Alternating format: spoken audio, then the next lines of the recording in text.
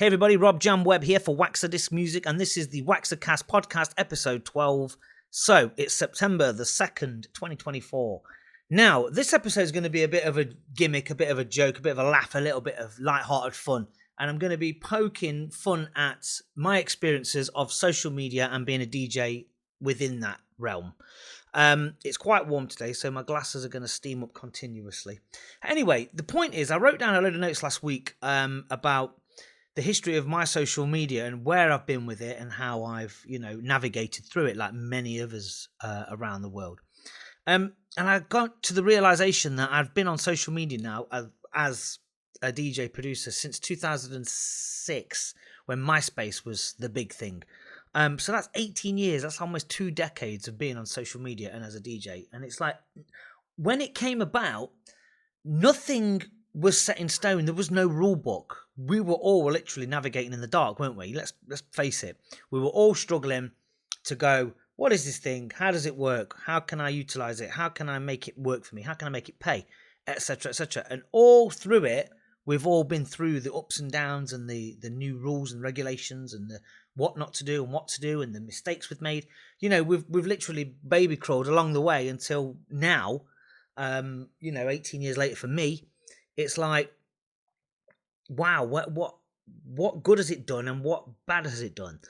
So I thought I'd bring out a few things that I remembered over the years and trends and different things that happened on social media as a DJ and being within that realm. So basically, as I say, I'm going to keep looking at my phone here because I've got the notes on here. But basically, 2006, I started a MySpace page because that was the only thing I knew about. People were like, get on MySpace. You can upload 4 songs, I think, or 5 songs. I can't remember now.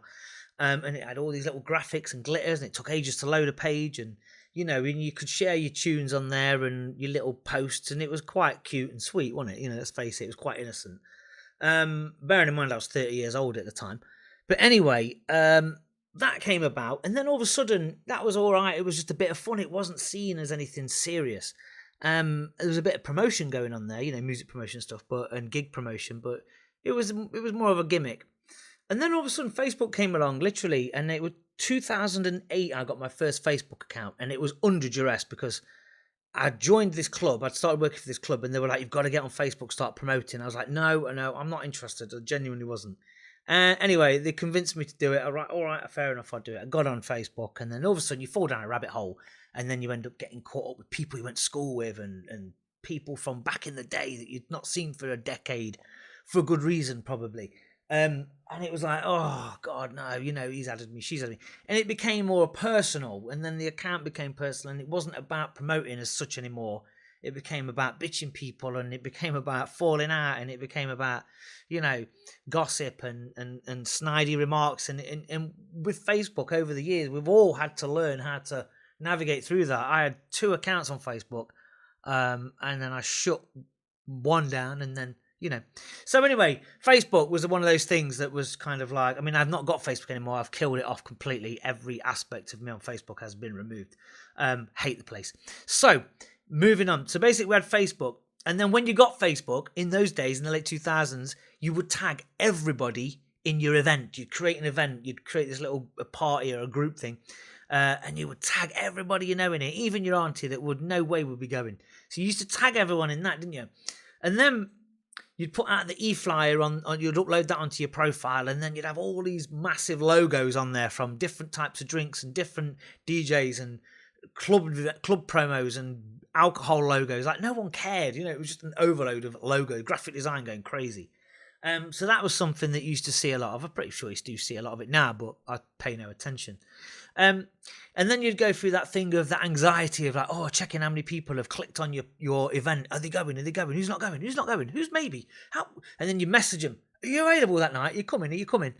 So you developed an anxiety around, your event. Oh God, I've only got 14 likes so far. It's been up for a day. Stupid nonsense. And then another one, which obviously around that time, which kind of still goes on today, I think. I'm guessing. I've been off Facebook several months now, but is when you would upload a DJ mix to SoundCloud or Mixcloud or YouTube maybe, and you tag everybody in your mix. Listen to my new mix. Listen to my new DJ mix. And people are like, oh no, But then thankfully Facebook invented the preview the tag option. So someone tagged you, you could preview it and go, do you want to be tagged in this? Yes, no, which I thought was one of the best things they ever did. Because let's face it, I don't want to listen to your DJ mix. No disrespect, I'm just too busy. And I don't expect anyone to listen to mine, but we used to tag people in it. It was just a constant cutthroat game. So that was one thing that used to go on. And then obviously you'd inbox everybody as well. Inbox all your mates. Share the event. Please share my event. And it was just a constant battering ram of, of communication based around an event you were doing or a record you released or a mix you'd put out. So, I don't miss those aspects of it at all. And I think they were just funny in those early days of Facebook 15 years ago or so. It was standard behavior. And then obviously everyone got fed up with it, didn't they? It kind of ran its course a bit, I suppose. And then also around that time, with the advent of events, you'd get an invite from a DJ in, I don't know, San Francisco, and I was in England, inviting me to their gig. They would invite literally everybody on their Facebook list, all 2,000 people. And you're like getting invites for a gig in Toronto or Japan or whatever. It's like, I'm not going to be going. Don't invite me. So your inbox would get clogged with tags and stupid invites and stuff. So that was quite a funny thing. And I think obviously over the years trends have changed and stuff like that. And I'm pretty sure that kind of thing doesn't go on so much now. I think people are a bit more meticulous in the art of promotion now, a lot better at it.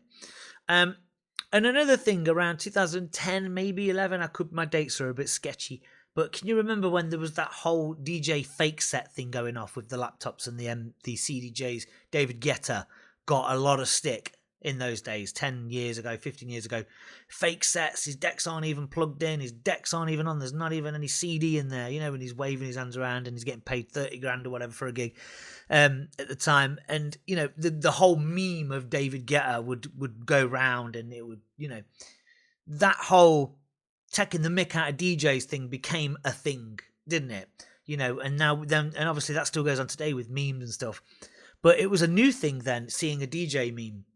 Where they're taking the mic or whatever. And it was kind of like quite a new thing, quite a new sensation really to experience seeing somebody getting ripped pieces online, publicly. Prior to that, we never really, I never got involved in forums or anything. So my social media activity really began in 2006 properly. Prior to that, I was just using not Facebook, eBay and selling stuff on my website and stuff, through selling records and that, So then when that public slaughtering became a thing around that time, and obviously it still goes on massively today. So there's one thing that reminded me. And then there was those memes. These are the classic memes, and these still go around on TikTok and whatever today. You're not a DJ until you've mixed on a pair of 1210s. And then with that whole digital versus vinyl argument, MP3, laptop DJ, whatever, against the old guard of vinyl DJing. And myself, like many others, done the vinyl, done CDJ, done laptop DJing, done Ableton DJing with one of these. I've done all types of DJing, every kind you can think of. And it doesn't matter, and I've always believed this, it doesn't matter what your set is performed on, as long as you do a good show. That's the important thing. If you rock a crowd, who cares if you're doing it off 2 phones now? Who cares if you're just doing it on a laptop? It doesn't matter. I mean, I don't know, why it even became an argument. It was just like the old guard, I suppose, wasn't it? And it is true, vinyl DJing is a lot harder. Of course it is. But still, nevertheless, it doesn't give anyone the right to tell someone else how to perform their art. So that was a thing that went off. And then this is a killer. This one is an absolute killer. Buying fake SoundCloud followers. I mean, what was that all about? Seriously. Like, SoundCloud, buy 10,000 SoundCloud followers for $10. And then you look at the profile and you go, well, the record's only had 50 plays, but they've got 10,000 followers. How's that working out? I never bought into that. It was like buy 50,000 fake Twitter followers and all that kind of thing. It was like, who was doing that? Like, people did that and people saw straight through it. So that was one thing that in the early 2010s that kind of was popular but made me absolutely laugh. And then obviously things like Twitter developed, and that's an absolutely awful playground anyway. But Twitter, I never thought Twitter had any kind of pulling power for DJs or musicians. I didn't think it has any kind of strength in terms of promoting yourself, unless you want to make yourself look stupid or get into an argument. I've never liked Twitter. I got rid of it 5 years ago. I've never followed that road. It's just a playground for angry men. So forget Twitter. I'm not even going to go down that. But then when Snapchat came along, I never got into that, so I don't know anything about that. But TikTok came along, Instagram came along and changed it slightly, and it made it more groovy. It made things look bit more glossy, I suppose. Instagram did. So that was okay. And then obviously putting reels on there, and then TikTok's come along and blown everything out of the water over the last couple of years.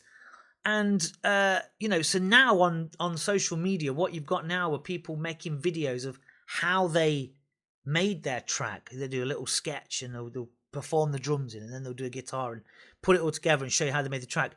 But that sort of format now, that doesn't even wash anymore. People are kind of a bit bored of that now. But one thing that definitely kind of used to work to an extent on social media, I'm going back years now, was just posting your artwork, posting a link to Spotify maybe or iTunes, whatever. My new single is out. Go and listen to it. And it worked for a while. People are like, oh, okay, I'll have a listen to that. Hook up to their SoundCloud or their iTunes or whatever it was linked on. But people don't do that anymore. People just don't do that anymore. It really doesn't matter. Unless it's your closest friend and you send it them privately on a text message. Oh, can you listen to me tracks? What do you think? And they'll go and listen to it because they are your genuine friend. But your general fans and your public just ain't interested. It just doesn't work anymore. But it did for a while. So maybe take note of that if that's something that you still kind of do. Kind of bury that one, I think. And then obviously you get all these videos of people making it look like it's such an easy gig, and all you see is the glory. Those kind of fake DJ videos, and they're hitting the stage on the festival and the fireworks go off and you've got them raving to the crowd and the jump in and that. But what people don't see is the hard work it takes to get to that point, to get on a plane or a train or a car, to get to the gig, the hotel, the setting up, the downloading of your music, all those kind of things. So again, those kind of promotion videos where they show them in all the glory kind of doesn't really wash anymore, I don't think. But nevertheless, that's it. That's a brief history of my social media experiences. And obviously they resonate with many other people, I'm pretty sure. So what's next for social media? That's the big question. What's next for DJs, producers, etc., musicians? As I say, I've deleted my Facebook. I've got rid of my Instagrams. I got rid of Twitter years ago. I've never had Snapchat. I've got TikTok now and my YouTube channel. And that's it. I'm not too fussed about getting heavily involved in every kind of social media platform. If one goes down, I'll join the other one. You go where the people are, don't you? And currently TikTok is where it's at, especially for me. And I do it for a bit of fun, it's good. And I don't put pressure on myself to do it heavily like some people do. Depends what you're after. So what is next for social media? What do you think? Let me know in the comments.